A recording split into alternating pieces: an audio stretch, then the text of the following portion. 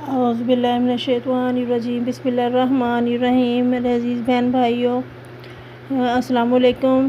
میں امید کرتی ہوں کہ آپ سب خیریت سے ہوں گے، تو اللہ تعالیٰ آپ کو خوش رکھے اور آپ ہمیں اپنی دعاؤں میں یاد رکھیں۔ تو میرے عزیز محترم بہن بھائیوں، میں آج آپ کے لیے بہت ہی مجرب وظیفہ لے کر حاضر ہوئی ہوں، جو کہ روحانی عملیات میں سے ہے، قرآن پاک میں سے ہے۔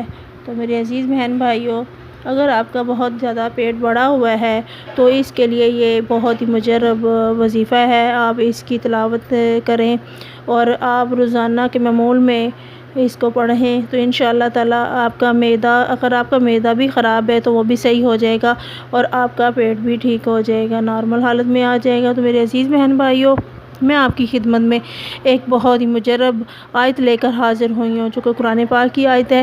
تو انشاءاللہ اللہ کے حکم سے آپ اپنے اس کو ورد میں رکھیں۔ قرآن پاک کی یہ آیت ہے۔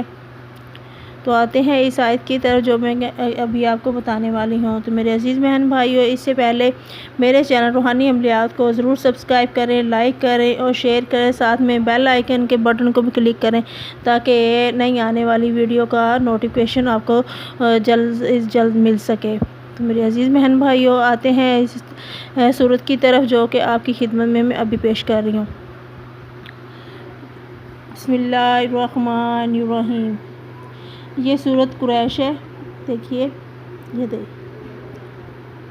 آپ نے اس کو صبح کی نماز کے بعد آپ نے اس کو 40 بار پڑھنا ہے۔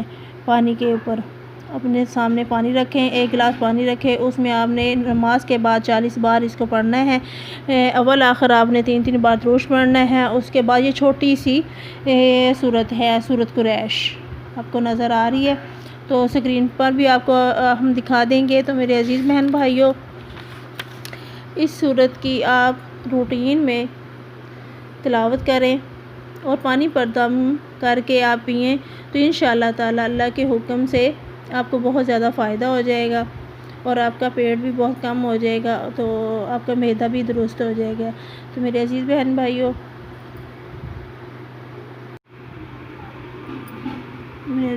بھائیوں، میرے چینل روحانی عملیات کو آپ سبسکرائب کریں، لائک کریں اور شیئر کریں، ساتھ میں بیل آئیکن کے بٹن کو بھی ضرور کلک کریں تاکہ نئی آنے والی ویڈیو آپ تک پہنچ سکے۔ تو میرے عزیز بہن بھائیوں، مجھے بھی اپنی دعاؤں میں یاد رکھیے گا اور اس وظیفے کو آپ ضرور آزمائیں اور پڑھیں تو انشاءاللہ۔ نعمان